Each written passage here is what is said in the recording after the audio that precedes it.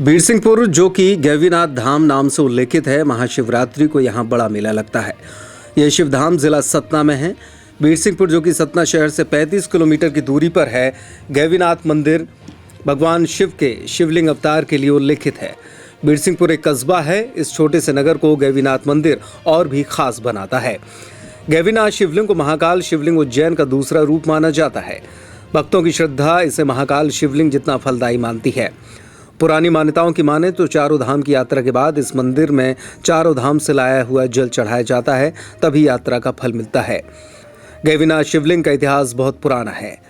मंदिर के अस्तित्व के पूर्व एक गैवी नाम की वृद्धा यहाँ निवास करती थी और यह समूचा इलाका एक जंगल के रूप में तक्षक और खतरनाक जानवरों से भरा था।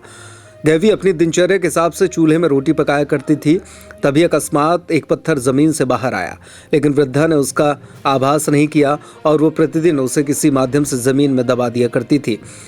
वो भगवान के इस अवतार से बिल्कुल भी परिचित नहीं थी, लेकिन जब गांव के लोगों को इसकी जानकारी हुई, उन्होंने उस प्रस्तर प्रतिमा को स्थापित कर उसी स्थान पर मंदिर का निर्माण यहाँ के राजा वीर सिंह द्वारा कराया गया और वृद्धा के नाम पर शिवलिंग का नाम गैवीनाथ धाम रखा गया। जानकारी के मुताबिक एक बार मुगल साम्राज्य के क्रूर शासक औरंगजेब को इस स्थान की प्रसिद्धि के बारे में ज्ञात हुआ तो वह अपनी सेना लेकर शिवधाम आया और अपनी धारदार तलवार से जैसे ही शिवलिंग पर चोट मारी तो उस शिवलिंग के मध्य से खून बहने लगा। फिर एक बार में शिवलिंग के एक किनारे से ढेर सारी मधुमक्खी और बर्र उड़ने लगे। इसके बाद अंतिम प्रहार से एक भुजंग सर्प प्रकट हुआ और औरंगजेब गिरते पड़ते वहां से भागा।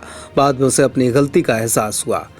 भगवान शिव के इस अनोखे धाम में वर्ष भर श्रद्धालुओं का तांता लगा रहता है और पूर्णिमा, वसंत पंचमी और महाशिवरात्रि के अवसर पर यहाँ खड़े होने तक की जगह नहीं रहती।